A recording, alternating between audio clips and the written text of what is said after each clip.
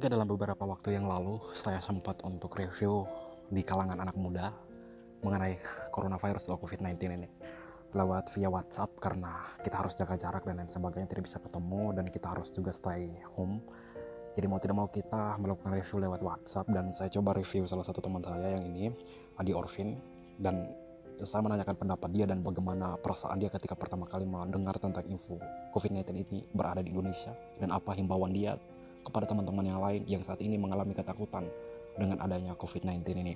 Oke, next kita langsung aja kita lihat pada pesan ya. Langsung aja kita lihat reviewnya. Oke. Ini saya nanyakan ke dia, Adi, saya mau tanya saat ini dampak yang Adi rasakan dalam diri Adi di balik coronavirus ini dalam hal apa saja. Lalu kemudian dia menjawab menurut yang, ya ini jawabannya, menurut yang saya benar-benar rasakan ya kak, tidak ada sih kak, katanya. Biasa saja, awalnya pas pertama dengar tentang virus tersebut tidak menjadi heboh atau takut buat saya.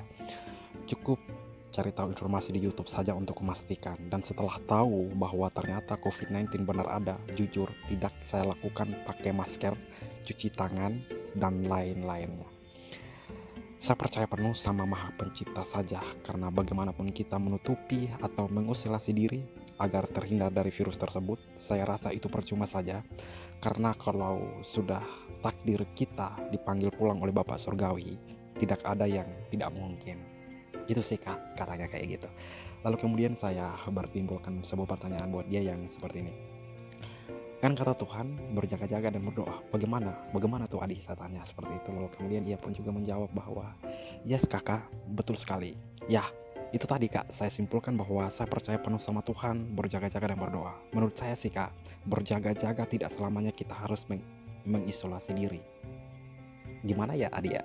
Cara Oke deh, kita punya cara masing-masing, tapi saya harapkan untuk tetap mengisolasi diri, ikuti anjuran pemerintah, sekalipun kita tidak takut dengan virus ini. Lalu kemudian dia kirim emoji kata tertawa.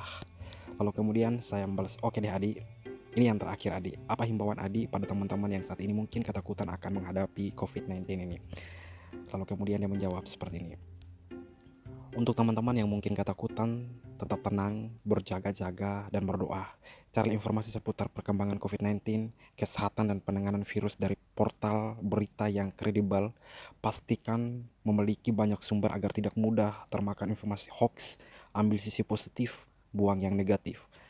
Adanya COVID ini jadi kita lebih peduli dengan kesehatan, juga seluruh dunia adanya kerjasama, yang artinya seluruh dunia adanya kerjasama karena adanya virus ini. Oke, saya bilang terima kasih atas himbauannya. Saya bilang di sini terima kasih atas himbauannya. Ya, terima kasih atas himbauannya. Kiranya kebaikan Tuhan dilimpahkan. Lalu kemudian dia nanya ke saya, pengen tahu pendapat kakak juga dong, katanya. Lalu kemudian saya memberikan sedikit pendapat saya. Di sini saya bilang agak panjang sih teman-teman, tapi ya mau tidak mau dia akan meminta pendapat saya dan saya harus menyampaikan apa yang ada di pikiran saya gitu. Menurut saya sini ya, coronavirus atau COVID-19 ini merupakan suatu keadaan yang sebenarnya membingungkan. Kenapa membingungkan buat saya? Yang satu virus ini kita hanya tahu bahwa berawal dari Wuhan, China. Next, yang anehnya kita tahu dari negara mana awal munculnya, tetapi kita tidak tahu berasal dari apa dan kenapa manusia yang jadi titik pusat terbesar perkembangan virus ini. Ada yang berpendapat itu berasal dari ular dan tikus, dan ada juga yang bilang kebocoran laboratorium senjata biologis. Namun dari dua fakta ini tidak ada kajian yang efektif dari para pakar ilmuwan.